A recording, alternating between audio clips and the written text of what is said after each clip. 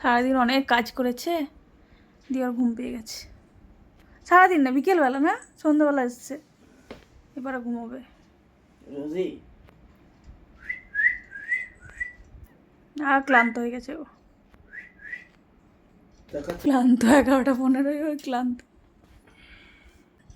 তোমার লজ্জা করছে না?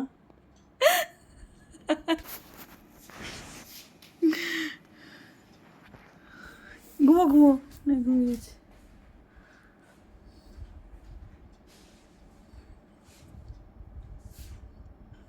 পাটা লেগে যাবে আমার, হাগাতে নিয়ে যেতে হবে। কি অবস্থা! ওর কি ঢাকা দরকার?